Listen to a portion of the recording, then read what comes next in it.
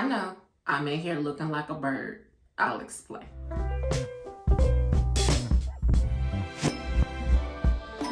Hey, it's me, Felicia Marie, and welcome back to my channel. So, I'm getting a little bored. Y'all. And I wanted to capture this moment with you. My hair is sectioned off, ear to ear, up in a ponytail, out of the way, and this is just thrown up. And as my hair matures, I am having some second thoughts about my lock size around the parameter of my face, right? I call myself being proactive with my edges, if you can call it edges, right? And instead of later on having to combine my locks, I said I'll just make them large enough to prevent any breakage or me having to do so later on. So now that my locks are starting to mature a little bit, I'm looking at this lock in particular. And this lock in particular. Okay, so you can see the sizing is fairly larger than, let's say, for example, this lock here, right? So I was thinking of splitting it in half, not retwisting it with a 2-strand, but doing it the sister lock way. Just a little twist at the bottom and then interlocking it all the way to the root. It's my thinking. But if you look at the dimension of the lock, I think my hair is just thinner, of course, around my edges. So when I pull these down and I stretched it out a little bit to give an idea, they all kind of look the same. If you can tell. See, they all kind of still look the same. So I need your help, guys. I need to figure out if I'm just going to leave it alone. And you know, like everybody has a unique lock, right? I think I have one at the nape of my neck that's a little bigger. But I was thinking about using this lock to put some lock jewelry on it. There's a YouTuber by the name of Kendra. And Kendra has Microlocs, but she's also a business owner who is now selling lock jewelry. And so I just ordered some lock sprinkles. I did not know that was the name of it. Actually, one of my favorite viewers informed me of it, and so when I ran across it, I was like, oh, that's what she's talking about. And so I'm thinking, due to boredom, I wanted to do something a little fancy. And so I was thinking of, when it comes, I'll put some lock sprinkles on this particular lock. What y'all think about that? My favorite color is blush pink. And so she had a lot of different varieties. I think they came in like, I'll put the information up next to me, but I think it was like a size 15, 11, and 8. I'm sorry, I don't know the diameters. I'll jump back on and let you know. But the smallest size was like a 15, and you got like 1,600 pieces or something like that. And so I ordered cotton candy, because cotton candy had some blush pink and some like pastel kind of colors in there. And so that was the closest to my preference. And then she also had a champagne with like a silver lining or something. So it's like the reflection of the silver shines through the actual color, but those are all sold out. So I really like that as well. So when it comes, I will keep you posted. I paid $8.50, I believe, for the actual lock sprinkles, and then I paid $1.50 for the tool that you use to to make the placement of your beads or your sprinkles on your locks. And so a total of like $9.50, and then shipping was like one standard rate of $10. So a total of $19.50 was the total. I'm big on supporting Black businesses. If you're a Black business owner, leave your information and I will check out your product. And so back to this, guys. So I was gonna interlock this because I wanted to show y'all. I have my interlocking tool and my clips and things with me. But I kind of need help figuring out what to do.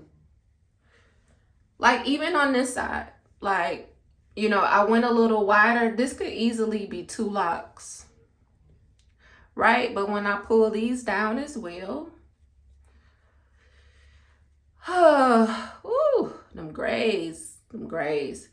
It's kind of like the same. They all look the same. So what you all think? Help me figure it out. Also, the reason I have my hair split like this, I wanted to show you guys something.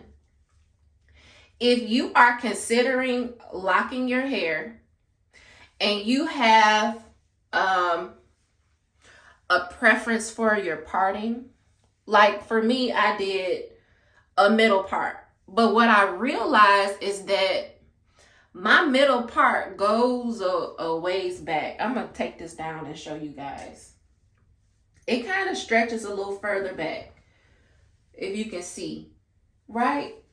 And what I noticed is that when I do my reties, sorry y'all, I'm gonna just pull this all down so I look even more crazy. When I do my reties, I feel like my hair is starting to thin in here. Sorry, I'm due for a wash and a retie, so no judgment. So what I was thinking was when I interlock my hair next, I'm not going to split it from the middle so far back. Where I had my ponytail sectioned off here, I am going to interlock, and I do a 2-point rotation for those of you who are new here. What you waiting on?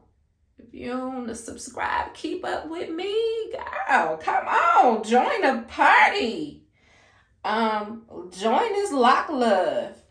But what I'm going to do is position my 2-point more so towards the back. So through here, when these are down, you're not seeing a part there. I don't like that. And I want to prevent any thinning. And then maybe a little closer up here, see, because then it don't allow so much space or a gap there. I can do these how I usually do them. And then when I do my parting to the side, you know, it'll give me that option on either side. So I'm watching out for that. And so I'm going a little bit longer this time with not retying right away. I usually try to retie after every wash day, which really right now, don't think I'm gross or nothing. I'm only averaging like a wash a month, which was how I did as a loose natural. I only did my hair 1 time a month in regards to like washing it and styling it. And then if I needed to freshen it up, I would use like my spray bottle and conditioner and my oil, twist it up at night or unravel it, that kind of thing.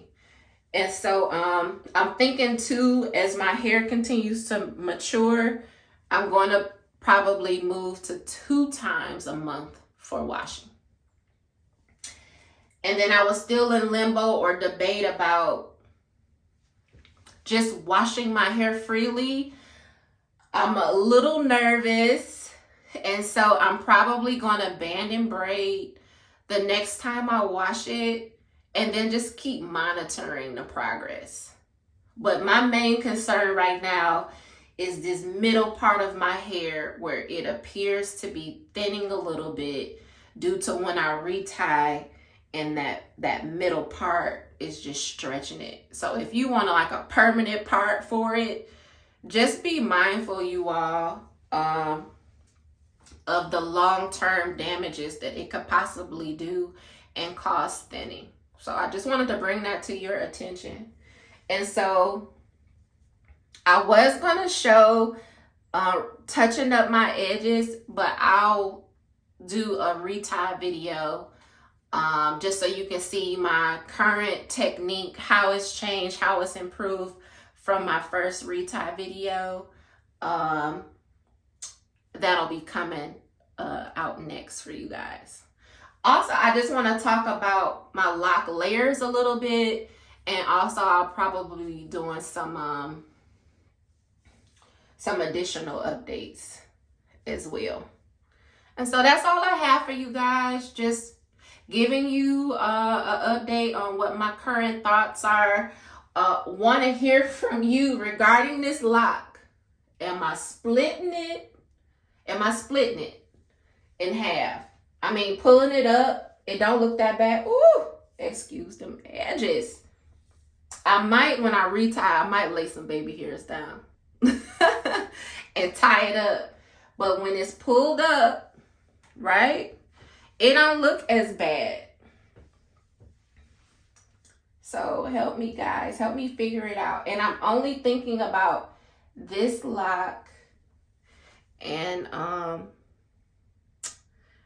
this lock. So these two. And if it seems like, hey, it's working, I'm gonna just leave it like that. And to the back even, see how that is? I can make it more uniform if I go ahead and do it. And if I'm getting responses more so like, go ahead and split it, I'll make sure I do the interlocking from the bottom up with you guys on video. So that's all I got for you. Thanks for tuning in. Sending my peace and my lock love to each of you. I'll catch you on the next video. Bye, y'all.